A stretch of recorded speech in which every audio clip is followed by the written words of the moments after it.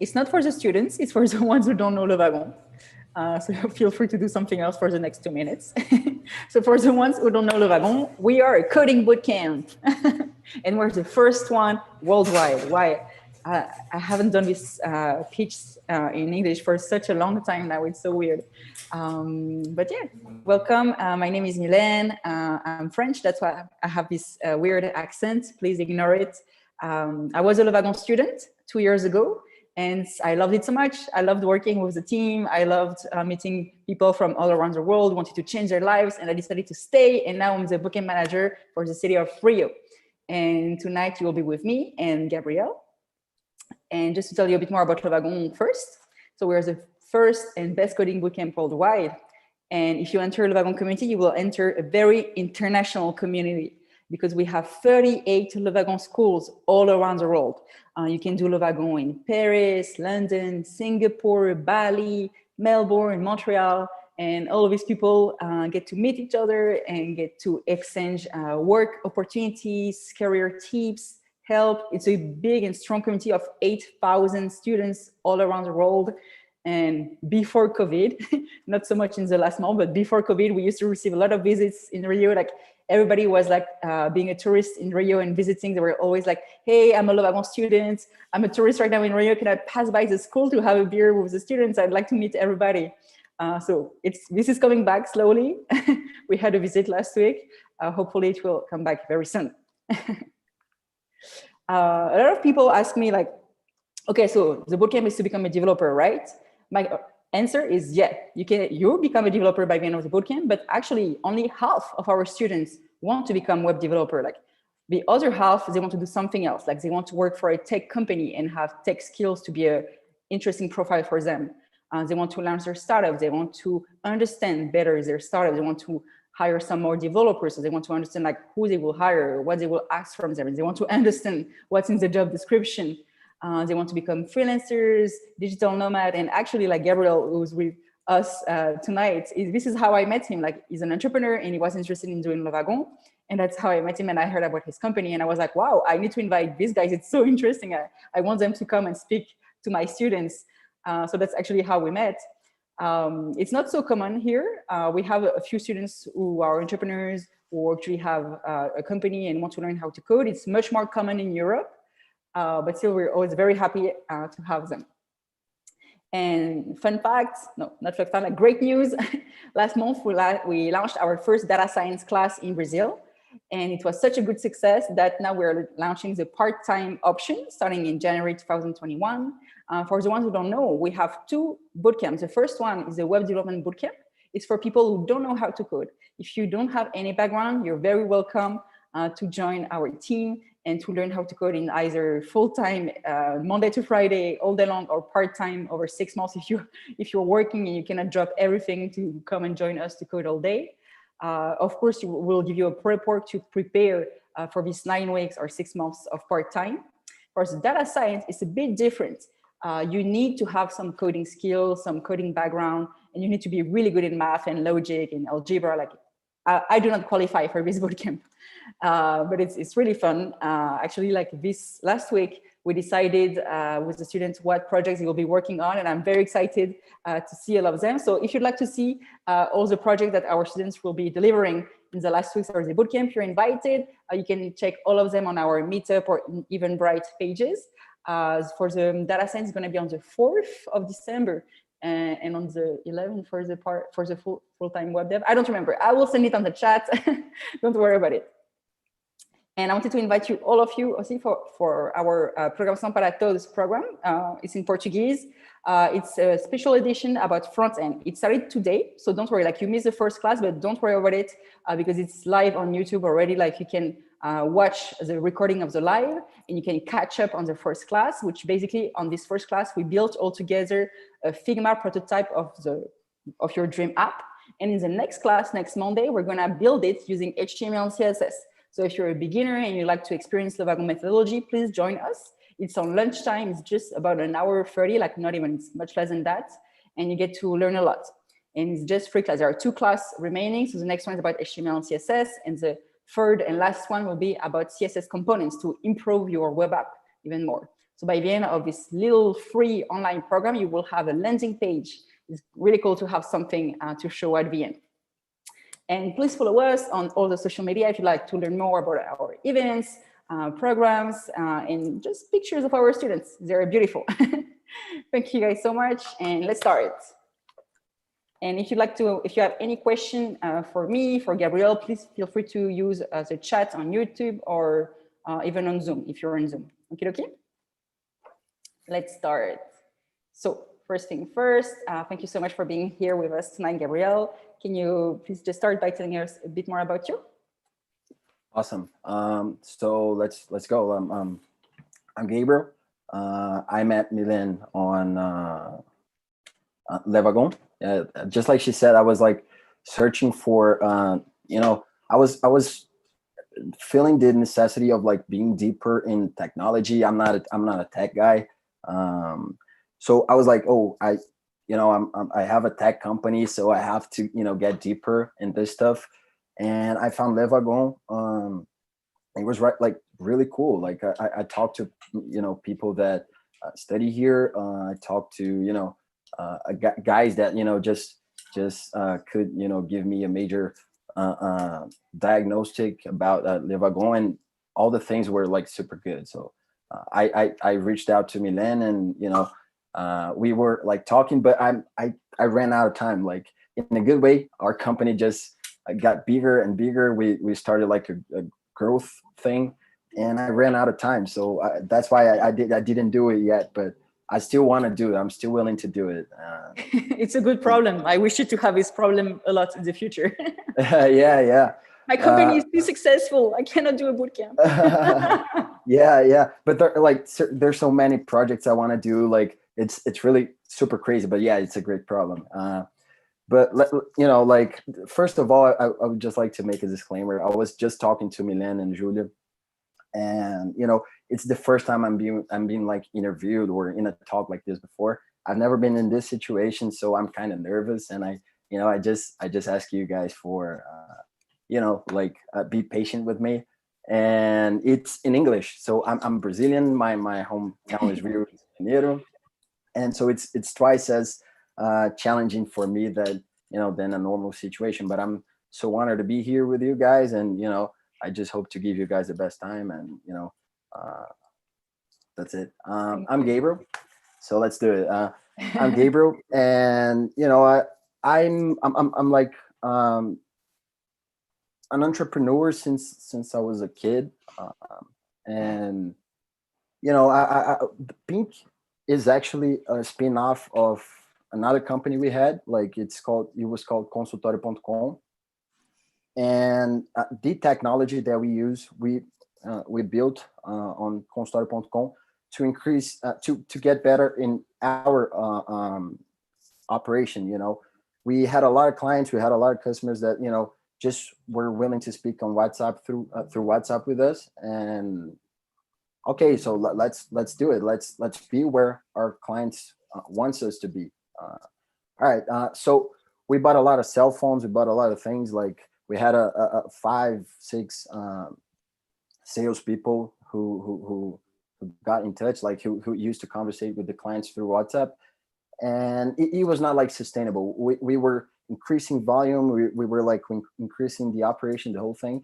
And it got like super crazy because we couldn't like organize and escalate and do anything with our operations in that way. Like there were a lot of cell phones, a lot of people, a lot of conversations in different phones, and we were like as managers, we couldn't like reach all at once, like get like metrics and stuff, and we didn't know what to do. And we built this technology just to simplify our operation. Like it was the purpose was like, oh, all right, I have my clients on WhatsApp, but I cannot like get this thing going and getting big and increasing volume in this way. It's not sustainable. So let's build something that centralizes and put one number of WhatsApp to everybody. So now it's not just one cell phone per person. We have like one number per company, like per purpose, you know. And all right, look, so we started like testing this stuff, and it worked out. Like people, everybody in our company was like on this technology, attending people through WhatsApp and in one number, and we organized all of this with like queues and bots and stuff. So we could centralize everything in one place, and you know, extract like metrics and stuff, and control a lot better our operation, and you know, give our clients, our customers, a great way to talk to us, because now they have like just one number to talk. And it was like super good. And it was great. It was not just it was not a commercial thing. It was just for us, but we reached out a lot, like some companies in our network, just to, you know, just to show it. And they got like super interested. And oh, you could sell it for me, you could, you know, make it a commercial thing. But we were like a health tech, so we were like, oh no, that's not our thing. We just want to keep going this thing that we're doing here. And you know, it was like it was great for a while, but this interest of these companies were like getting bigger and bigger. And some companies like just reached out to us, and we didn't even know them. So like companies were talking about this stuff with each other, and then we just saw an opportunity, like, oh, all right, that's something there. And we started like testing this market, and it did get like traction. So we decided to, you know, make it a company. But before that, we were like just looking for a bigger thing, like for a thesis, you know, like, oh, all right, are we going to be just a product that, you know, sells WhatsApp things and stuff? No. So what is Ping? That's the major thing here.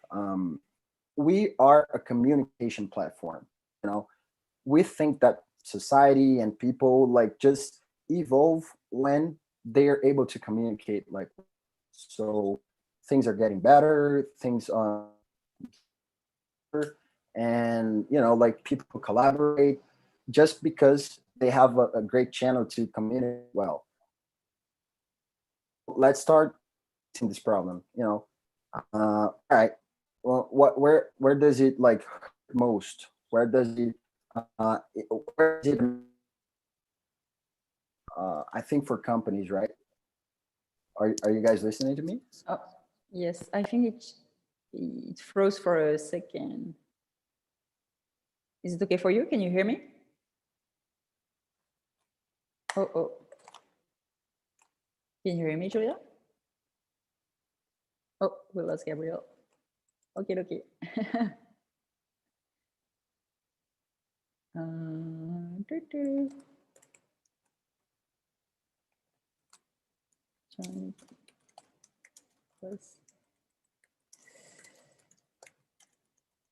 Okay, guys, I think Gabriel just lost Wi-Fi for a second. So just to mention what he just spoke about, I wanted to mention it to him, but I will just mention it to you guys, I guess. It's funny because it's exactly the same story that Slack has. Initially, Slack, I don't even know if it was the same name, but like their company, it was a video game company, and they had the same communication problem. And they were like, hey guys, let's just build, I mean, we are developers, let's just build something we can use that can be better than what we use right now. Like, I don't know what they were using, but like probably something like Skype or I don't know. And they built Slack. And then they realized, just like Gabriel, that it was something of interest for people and companies. And that's how they became Slack. And it's like, right now, when I was I don't know, it's how do you say it? It's on the stock market. It's a stock market company. From a video game company, we just needed a communication app. Is Gabriel back? Yeah, Gabriel is back. Yeah, sorry guys. Yeah, Gabriel, I was just mentioning to the students, taking the advantage of that time to mention that, I don't know if you know, but it does the same, you guys, stories, the same stories in Slack. Like Slack started as a video game company, and yeah.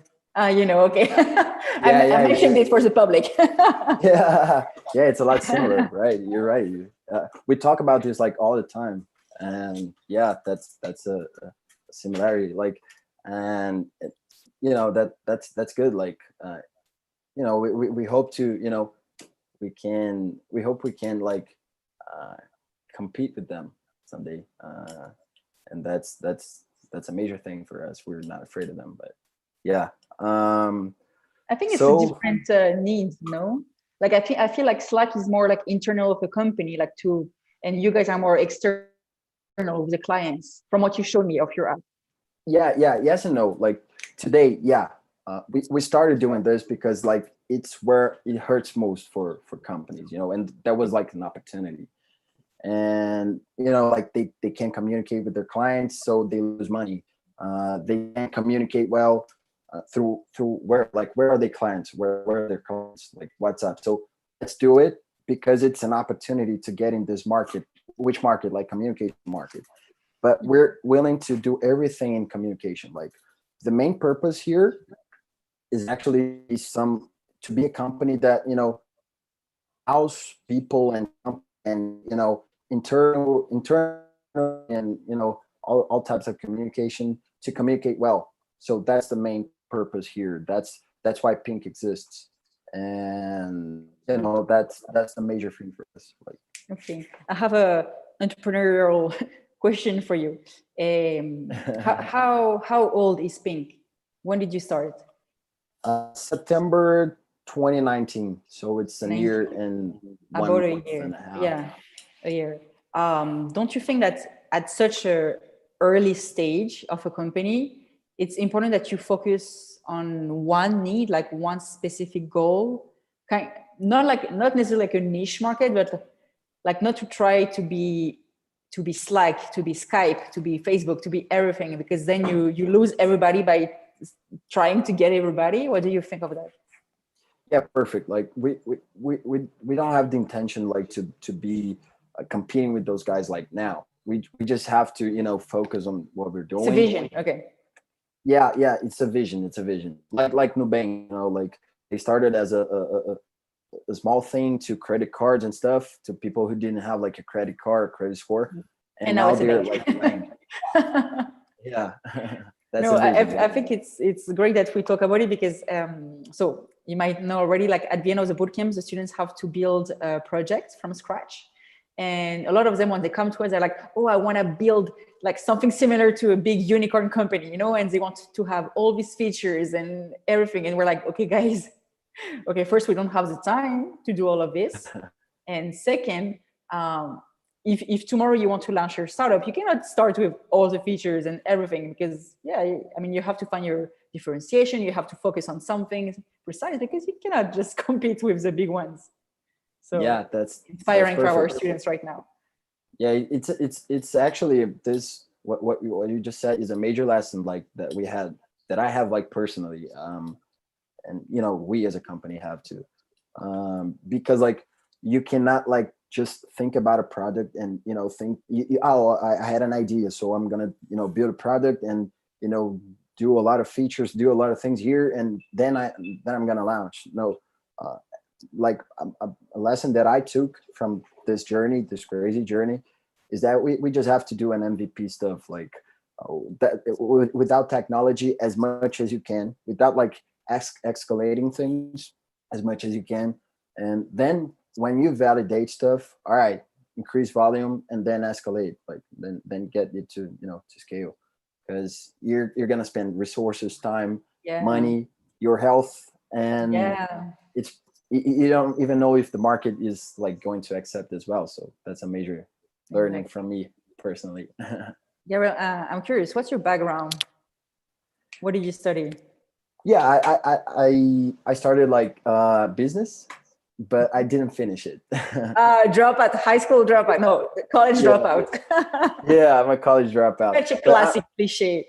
I'm not just like a dropout yet, but I'm actually gonna be like, I'm still in there, but I can't in like in a year and a half, and I didn't go to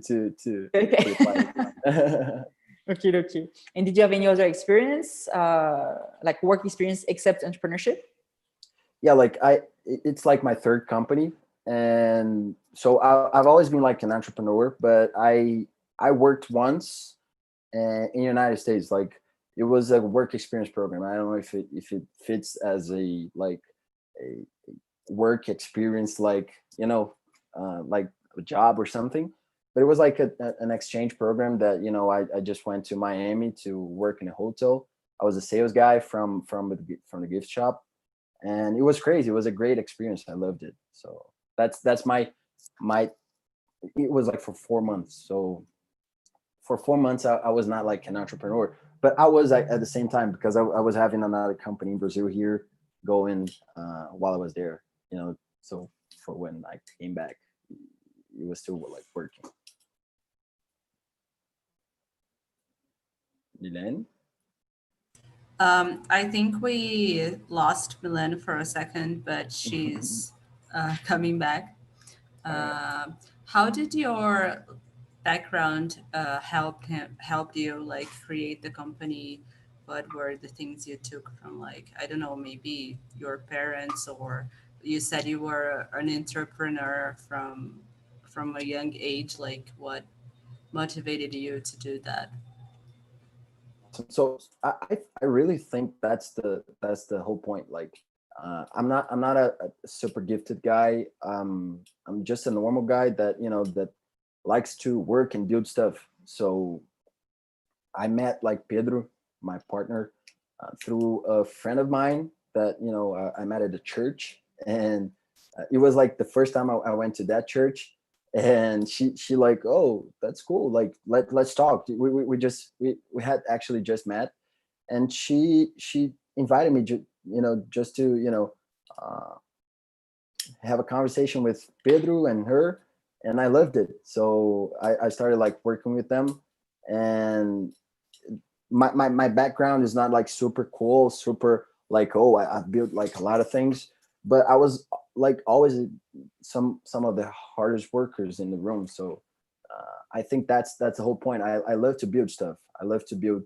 things, like to create things from zero to to something big, to something cool. And that's the thing that made me like, that's the thing that makes me an entrepreneur. And that's why I'm here today. Like, I'm super lucky to be with these guys, and that's crazy, because I'm not a gifted guy. I have not like nothing special, and I'm just lucky.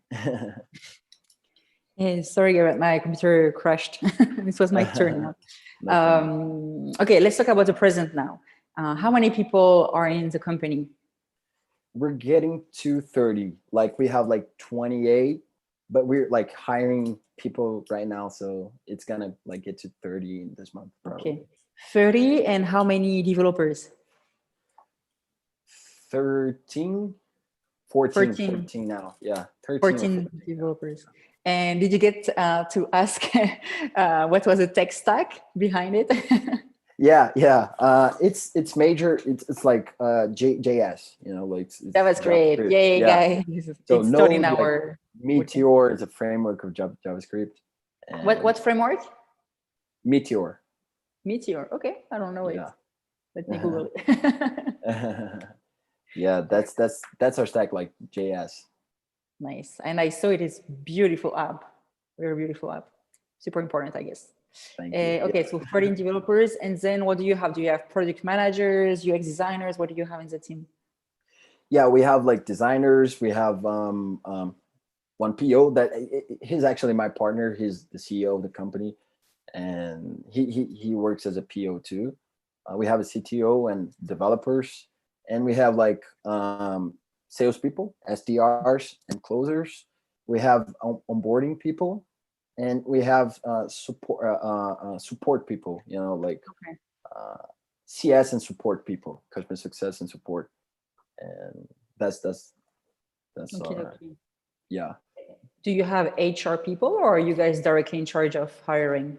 Yeah, not yet. Like, I'm in charge of hiring everyone from operations. Like everything that's not tech, it's with me. So I have to hire people, and it's getting like super crazy because we're getting big, so we're growing, and I've got to like hire people every month, and it's crazy because I'm not used to do that, and I spend a lot of time in that. So I'm probably thinking about like bringing someone to help me with that. Oh, interesting. And how do you guys deal right now with the pandemic? Are you all remote? Everybody's working remotely? Yeah, we're like we were before the pandemic. We were in an office here in Rio, but after that, we just saw the productivity of everybody like increase a lot, and that was crazy. We were like, oh, is this what it's like to be working from Remote? home? Yeah. Yeah, and everybody like enjoyed it.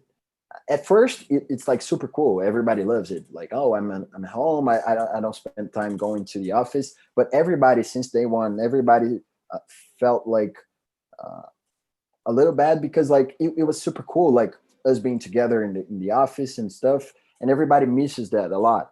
They say like every day since day one. But okay, that's fine. That's like we got used to this. We were like okay with that.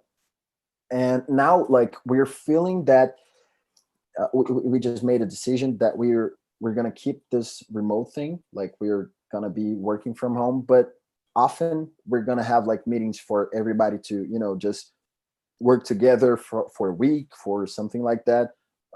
We can, I don't know, like go to make a trip and go to like Búzios or anywhere else and work 1 week from there, like everybody together, just to meet people, to be together. And like we can have like parties and barbecues and stuff oftenly for people to together. But that's the whole point. Like being from home increase our productivity like a lot, and that's good. So it's kind of a hybrid thing. I was asking the chat like if they have any questions, and someone asked, "Are they hiring?" That's the like, questions they have for you. Yeah, a growing company is always like hiring. So So like developers, project managers, yeah. designers, everything. Yeah.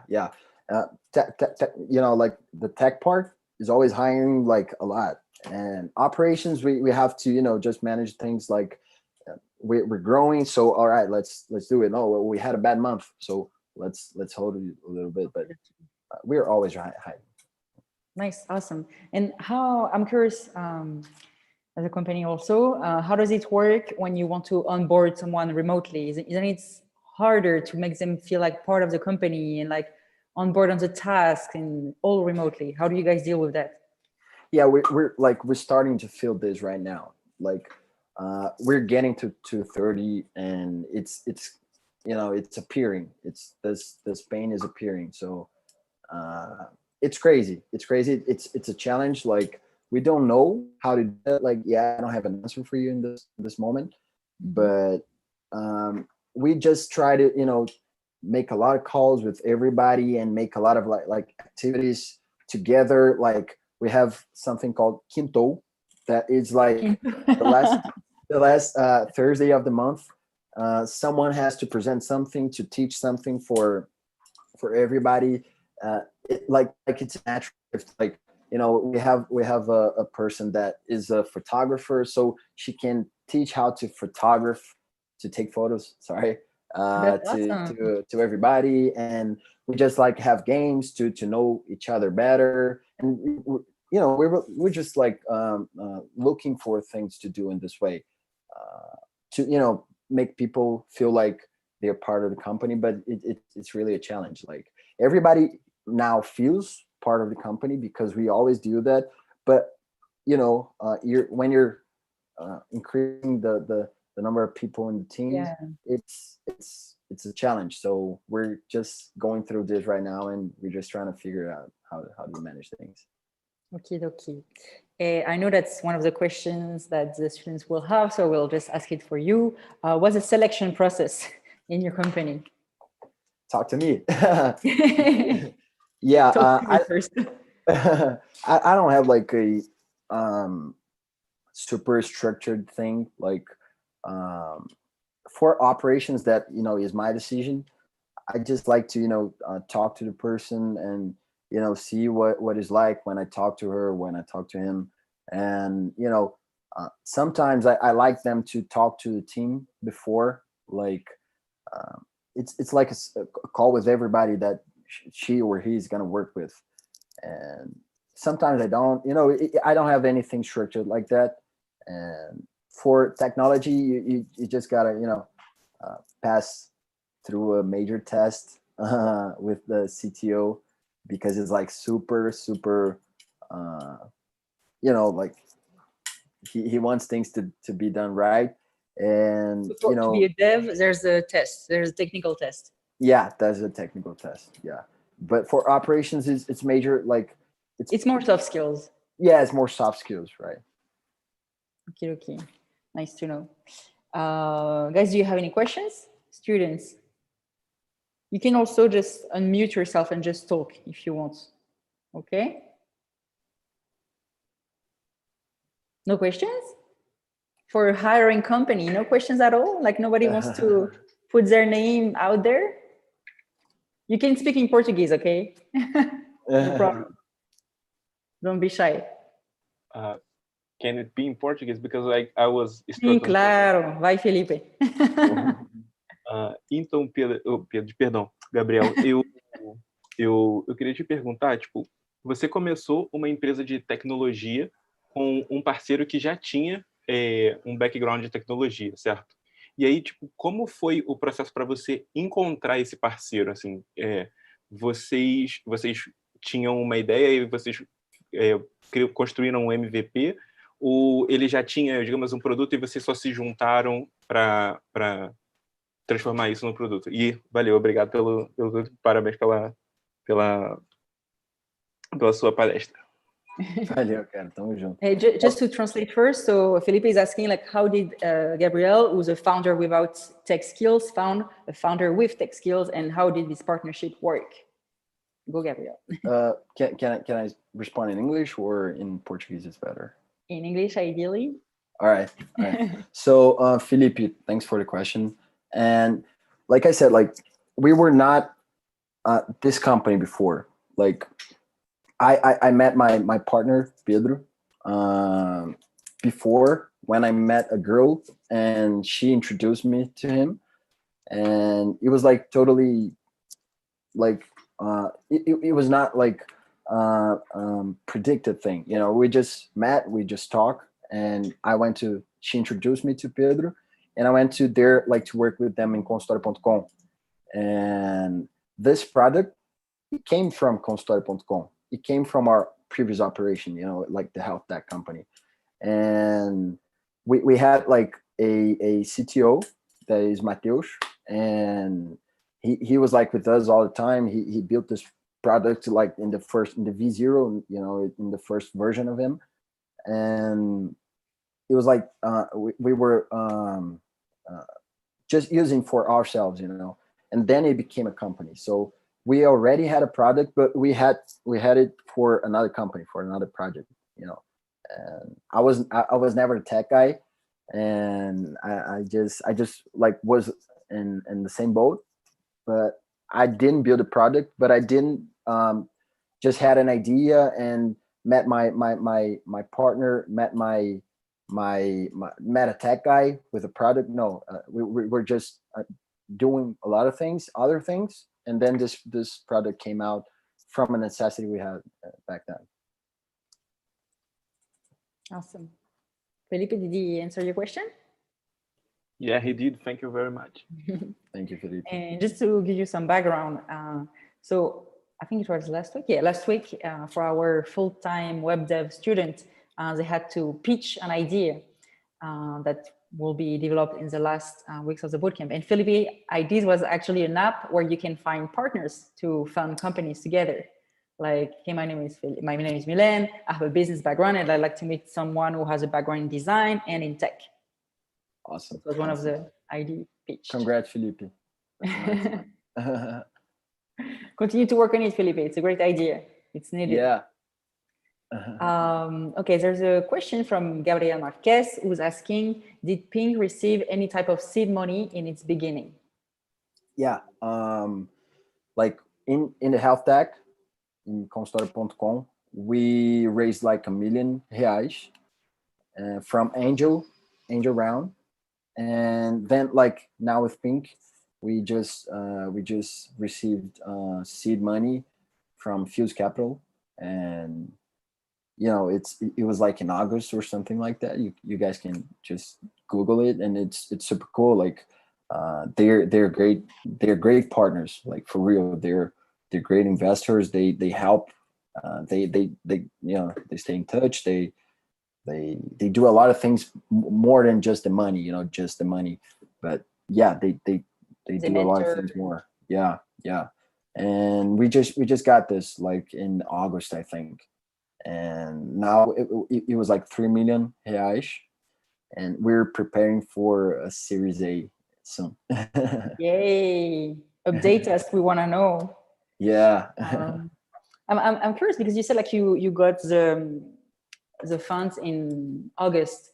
How, because like something happened in the beginning of the year that could have jeopardized this whole thing. So how did it affect your business? Like the whole pandemic, did you feel like your clients were slowing down? Like, okay, I'm not sure if we're going to invest in a software, or on the contrary, they were like, okay, we're going to invest because we're going to need to keep in touch with our clients virtually now.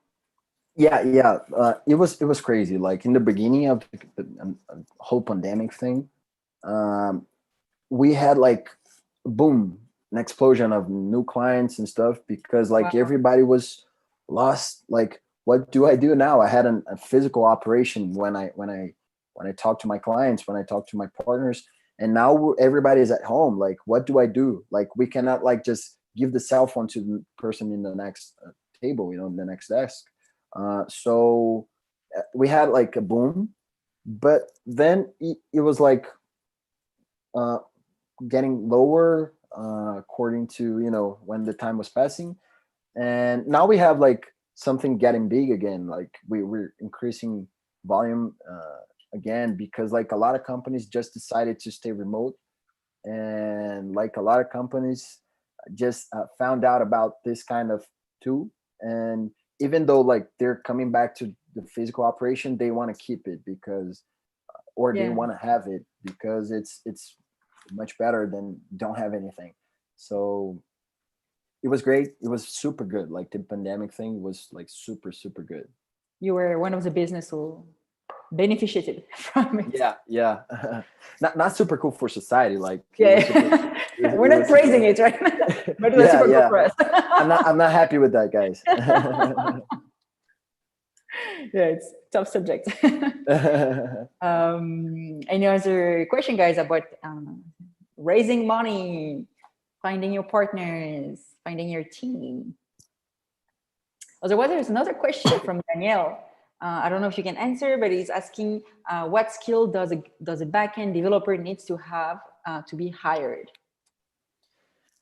It's better for you to talk to my CTO. Like I can say a lot of things here, but I cannot be the guy that gives you that hint. So he's the best one for that. You were just saying that there was a technical challenge. I guess there's some interviews also. And do you guys have something where the person has to meet the team before, something like that? Yeah, like it's important for like developers to to have the right thinking, the right logic in their heads. So the way you do things, the way you think, the way you respond to some questions, the way you respond to some things in the technical test, the way you do some stuff is going to determine like, did you take the right way or not the right way? Like, did you take the better way, the fastest way to just test something, or are you building like a super stable thing? Did you go through like the right way for us that we think is the best, or you just have to have the right thinking, and you got to be thirsty for learning more, developing more things, like giving more stuff to the team, like ideas, like some things that you proactively like you did for yourself, not because someone asked you to do. And that's like some major things that we have, not just for technology, for everybody. Nice. So basically you're saying that soft skills are just as important. Yeah. We have a technology team that is super good with like soft skills. That's crazy. That's surprising rare. because when you imagine like the tech team is like a bunch of nerds and yeah, that's rare. That's super rare. But we just don't want to be that company that, you know, separates technology from operations and everybody else. We just want to be that company that everybody's together, like in constant communication and, you know, helping each other. So soft skills are important in technology as well. I'm happy you say that because when I speak to HR recruiters and I ask them like, why do you come to me? Like, why do you come to Wagon to look for developers? Why don't you go to ciência da computação na universidade? Não sei. And they ask me it's because they like that our students have soft skills because like they took a different path to learn how to code and become developers or project managers. So naturally they have a different set of skills also. And it's a different type than, you know, like the high school graduates who goes to ciência da computação is just men, just nerds, playing games, not socializing. So it's a different mindset. Like already, like when I visited 42, I don't know if you know it. It's a school also. It's a different type. Like I was the only girl in the room. That was already like quite different. Wagon is a very different vibe, and I think what people really like about our students is their soft skills. And for example, I was telling you that last week they were pitching their project. We super encourage them to be able to talk in front of a public and defend their ideas because we value it as a skill, like presenting a project to your CTO, to your product owner is a super important skill in the future, even if you just happen to be a developer. So thank you. There's another question from Daniel. When you started the company, did you have any legal help to set up the company? Would you have someone to recommend for this type of assistance? There's an entrepreneur there, right? Yeah. Actually, like all the legal part was with my partner, with Pedro. He has like it was like through Contabilizei that he opened up the CNPJ.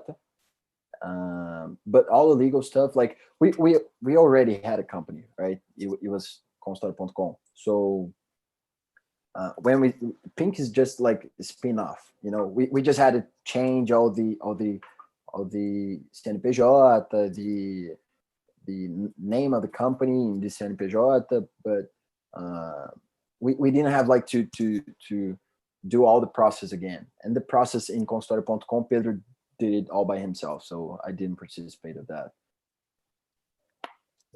The same, thank you. I have a question. Sometimes when I talk to inspiring entrepreneur, and I'm talking like very starting, like they have nothing yet, they have no clients. They ask me like, oh, how do I open a company? How do I open like CNPJ, that kind of thing? And I'm always like, I'm telling you like what I think and then tell me what you think. I'm always like, it's too soon. Like find your first client. And then when you will have the problem of invoicing, we talk about that. But as perfect answer, I can perfect for answer. You. Okay. Yeah. That's the learning. Like that's like something that I have as a mantra or something like that. MVP, validate, then escalate, like then scale. So it's really important. Like first do like first thing first, and you know, like just validate your product, just get like clients, and then think about like traction. Oh, I gotta have a CNPJ. Yeah, I think like aspiring entrepreneurs, they always believe that that's the hardest part, like the legal part. And I'm always like, oh boy, you have no idea what's the hardest part. Yeah. CNPJ is easy. Try to get some clients. You're gonna have to do a lot of things that don't scale first. You're gonna like be super tired, and then you're gonna open the CNPJ. Yeah, I remember from my own experience, like before Wagon, I was also an entrepreneur. And still today, my website is still not legal. Like it doesn't have, you know, it's a French one. Like, so we have some European standards that you need to have like some kind of, you know, on the website, like, oh, your information on like, I don't know, like GDPR stuff. And still today, it's not legal, but I still managed to sell for a lot of money on it. Yeah. I was always like postponing it. I was like, it's not my problem yet. So guys, focus on the product first. Value first for your client, and then you'll figure out. Perfect answer. That's Anyone has any other question for Gabriel? feel free to ask super precise question if he can help you in your entrepreneurship journey. I'm sure Gabriel will be happy to help you. I mean, he got some help too. So I'm here again, Felipe. Yay. So it's something like the entrepreneurial road. Like when you had the pink product on your hand and you said, okay, this will be a company, and now we are going to transform this in a product and offer to people. Like, did you have a roadmap, or did you like had the first idea and then build the MVP and when offering it to people, and then you go get the funding round, and like how was this process from I have the product to get to I have a company? Perfect. So we had an MVP. You know, we used this MVP for ourselves, like for our operation. And when we decided, like, oh, okay, let me just see if this is like a huge thing, and we just went to the market to test. Like, I didn't have a roadmap in my mind. We just wanted to like test, and the test was like working, validating, you know. So this is the, you know, this is the thing. Like I now I think like this. Like, I don't want to have like a super roadmap. I don't want to think about like in 6 months, 1 year, and, you know, have like everything like planned, because we're in a stage that everything's like so dynamic, so crazy, and we're like just with a lot of challenges that like just appears out of nowhere like every day. So we just have to you know, survive to face tomorrow. So everything that we have today, all those like features and areas in the companies, all the process like inside the company, all the strategies, like commercial strategies, like product strategies, everything, it all came because the feedback of the market like ask for something like this, you know. Like we didn't like, oh, I had a like a big idea and I'm just gonna build like this, and then I'm gonna go to market, and the market is going to react this way, and then I'm gonna do that, because we don't really know what like the market's gonna be. What like we just have to throw it in the market, get like a lot of feedbacks, and then you produce, like then you develop things. And everything in our company is like that. Everything, internal process, strategies, product features, and everything, hiring, new areas that like are born inside the company, and everything's because of the feedback of the market. So we have this agnostic like no religion mindset, you know. We just want to throw things in the market. We have a vision. That's like, we have a vision, period. But until then, there's like a lot of ways we can get there. We just have to get the feedback of the market. We just have like our principles that we cannot do something different of that. But in all the other things, like we can. So we can just throw things in the market and learn from them, and then choose the right path. Awesome. I've got like the second part of the question, which is like, after you had the product and you have the market fit, you went to get an investor, right? Like you got your funding route, and then like this injects a lot of different dynamics in the company, and you have like new stakeholders. It's not only you getting your revenue and then structuring your company to get the profit. You have like someone that wants some result in a certain period of time. So how do you manage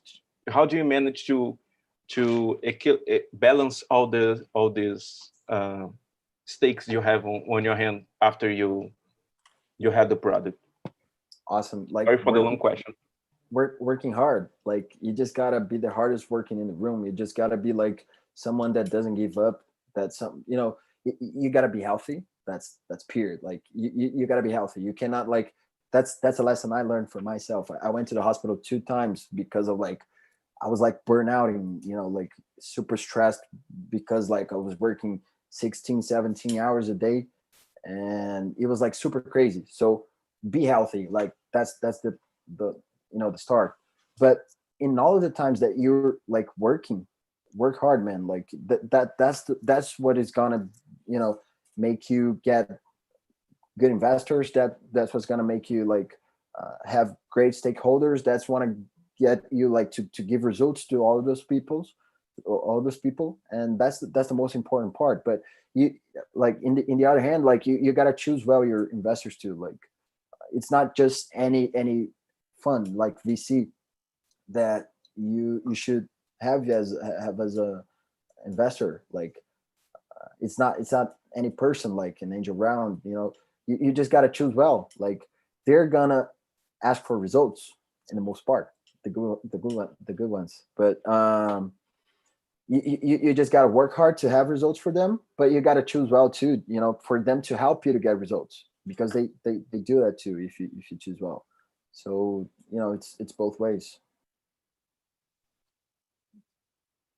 Did it answer your question, Felipe?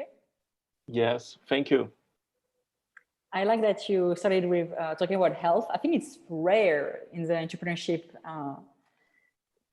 talks and world to have someone mentioning, because it's usually, you know, the grind culture, like you gotta grind, like hustle. And it's actually one of the things we highlight also with our students in the bootcamp, because we know it's hard, and we're always telling them like, please rest, make sure you eat well, make sure you sleep well, make sure you exercise, because it's a marathon. Like it's 9 crazy weeks, and it's just 9 weeks for you. It's like every day. It's a whole year. Yeah. So yeah, you gotta take care of your health, because like, okay, perhaps if you grind the first week, you will have more results than the others who would have done less, but like sleep better. But then in the long term, you're gonna fail for sure. Yeah, it's not sustainable. We're here for the long game. Like Pink is for the long game. Exactly. So now I'm curious, what's your routine to be healthy as an entrepreneur? I'm not like there yet, but I like to surf. I like to skate. I like to jiu-jitsu, you know. So every day I do one of those things. Like Okay. If there's like waves, that's my I loved one. That's what I like most. So I go to surf. But if there's like no waves, and I go to jiu-jitsu, I go to, you know, just skateboard at the beach, and you know, in the morning like 6 a.m., 6:30 a.m., and then I come home, take a shower, eat something, and I started work. Like I go until like I cannot anymore. But in this routine, like if you wake up early, if you exercise, if you work hard in the parts, like in the time you got to work hard, you're gonna like be like super sleepy early too. So you're gonna, you know, sleep early, wake up early, and do everything again. That's my routine now. Are you an early riser or a night owl? I've always been a night guy, but now I'm an early guy. Yeah. I like to sleep early and wake up early. Okay. And like you were always highlighting the fact that during the day you gotta put in the work. How do you make sure that you stay productive all day and that you don't do mindless stuff or like stuff that don't provide results? Do you have routines? Do you have softwares? Any advice for our students? Yeah, no, like the major thing is just a pen and a paper. Like that's the most productivity booster that you're gonna have until you have something that, you know, a paper and a pen cannot stand. Do things that don't scale. So I just write everything I have to do. I have a to-do list per day, and I have to, you know, manage things here. In the end of the day, I just have to check all those things. And if I don't, it's like a major crisis for me. But but sometimes I can't. But yeah, I just use a pen and a paper. That's the thing that, you know, keeps me like, I know that I did everything because I just check marked everything. Okay. Thank you. Guys, do you have any other question for Gabriel? If my questions are boring, you can ask questions. Question? Someone was trying to talk? Yes, Milan. It's me, Thomas. I have a question for Gabriel. Yeah. Gabriel, how was it working with WhatsApp in terms of like a company? Did you have to get some kind of certification? Was there a process to do this in order to do your make your software work? And was it easy, bureaucratic? Awesome. Not actually. Like, we just try to get in touch with WhatsApp for a long time. We're still trying to, but we have like two ways. Like, we can talk to them, or we can talk to a partner of them. Like, they have an API, but not everybody's allowed to use their API freely. So you got to get in touch to a partner. So we have a partner, and we have an integration that we made like for us, and we have this one with the partner, the WhatsApp partner, and we don't have any, we don't need to have any certification right now, but we're trying to get one. We're trying to be a partner with them, but they don't answer. They didn't yet, so we're on this path right now. Why do you think they don't answer? I don't know, like we were like too early, we're like too small for them, you know. It's WhatsApp, you know. So we just gonna keep trying, and you know, to be their partner. But I'm confident that things will happen soon. Nice. Any other question, guys? No questions? Okie dokie. So it's been almost an hour, so I don't want to take more of your time. Thank you so much, Gabriel. It was awesome. Thank you, guys. All loved it. For the ones who are not students, I'd like to just take 1 minute to invite you to our demo day. So you're invited also, Gabriel, if you're curious about what the students can build in only 10 days total. Awesome. So for our web dev students, it will be on December 11 online, and for our data students, it will be on the 4th. So it's very different project. As the data students, for example, they're building crazy stuff. Like there's a fun project. I don't know if Felipe, another Felipe is here. It's his project, is to analyze soccer players. Predict the series of the championship. You know, yeah, this. Brasileirão. This. Predict So the matches, the results. Here, we have voice recognition, data science. We have like crazy stuff for the demo day. For Rio, at least, I don't know for São Paulo, sorry. For Rio, we have a recipe app. We have an app for tourism, and we have an app. What is it? The last one. We have a study app that I'm building. Yeah, for study group.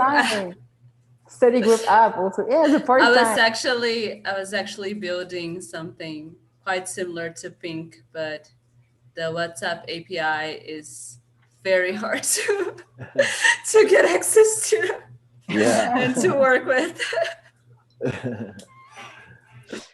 So yeah, if you're curious about all these projects, guys, come. It's fun. Like each group, they have 3 minutes to show you their app.